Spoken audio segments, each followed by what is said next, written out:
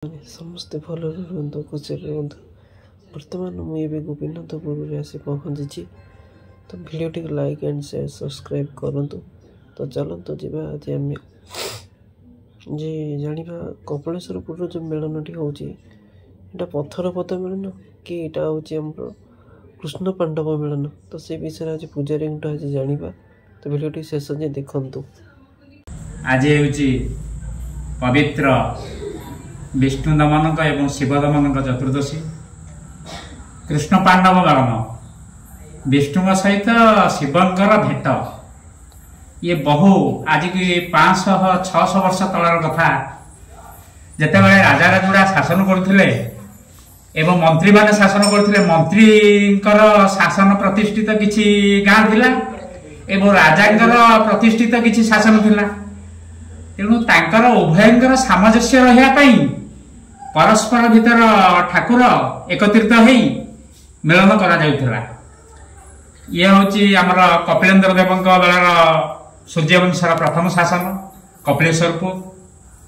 कपिलेन्द्र देवे बहु दिग्विजय करी बहुत धन रत्न आनी शेषे कपिलेश्वरपुर शासन प्रथम शासन बसैथिले। कान्यकुब्जर ब्राह्मण मानक आनिथिले सेवा पूजा पई एवं 404 वेदर ब्राह्मण सेठारे खंजी देइथिले। ऋग यजु श्याम अथर्व कान्यकुब्जर आनी आंकर 12 मासरे 13 पर्व। आज होची जो हमर कृष्ण पांडव मेलन ये होची हमर दयान लागि एथरे करा जाय। रजांग घर दयान आसे, मंदिर रु आसे, दयान लागि हुए। पांडव माने युधिष्ठिर, भीम, अर्जुन, नकुल, सहदेव समस्ते राति पूर्व राति 12टा ठू आसी ए मंदिर पाखे उपस्थित हुंती एवं राज प्रतिष्ठित ठाकुर कपिलेश्वरपुर आमर मणहि पंचमुखी एवं ग्रामेश्वर देवे अमरस्वर जो ग्रामेश्वर अमर सी आसिक उपस्थित हुंती। नीलकंठेश्वर, बटेश्वर एवं छत्तीसा गोपीनाथ ये समस्ते राति 12टारे आसी एठी पहुंचती। समस्ते मंडप विजय करती। मंडप विजय करी मेलन आरंभ हुए। एठारे 2टी पंक्ति करा जाए, सकाल धूप, दीपर धूप एवं जात धूप करा जाए। रजाघर मध्य हाथी आसे, हाथी आगे चावल ढाली पाछटी नेउथला। वर्तमान तो आ हाथी नाही, से सब लोप पाई गलानी। रजांगर कचेरी घर अछि, सेठी भी मध्य मंदिर रु किछि आसुची, पंक्ति करा जाउची। बहु किंवदंती एठी अछि।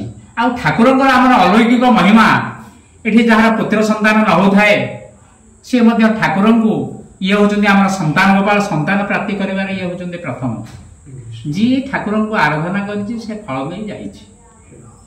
रोग व्याधि जहा हेले ठाकुर प्रति मनोवृत्ति रखिले एठी के आसिले तार सब भी भल हो जाए। भार्गवी तो चंदन आ कोठी नाही, एठी केवल अछि हमर कपिलेश्वरपुर भार्गवी चंदन अछि। को शासन रे पोखरी चाप सबुठी एठी बेहरा नियुक्ति अछंती। छत्तीसा निजोग एठी मध्ये खंजा अछंती। बेहरा हमर नाउरिया, दुहुडिया, विवाह वाहक प्रति निजोग किए भोग दब, किए हांडी दब, किए ये दब, सब प्रत्येक खंजा एठी अछि। चाप करा जाए। आउ ठाकुरंकर मध्य हमर जर कबर जतले चाप बुडी जाइथला, रजा ऑर्डर कर देले जा हमर से कपिलेश्वरपुर ठाकुर के नियास से मोर प्रथम शासन सेठु आनी आंको चाप कर। मदन मोहन जिते बुड़ी जाइए से ये जाइए चाप चलते। तापर से ठाकुर को रखी आमको भंडार घर पुनर्बार ठाकुर दे ठाकुर विभिन्न प्रकार 13 जात सब रही।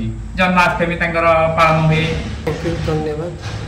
आज आम पूजारी बहुत कथा शुणिले, बहुत भल कहले। धन्यवाद। आज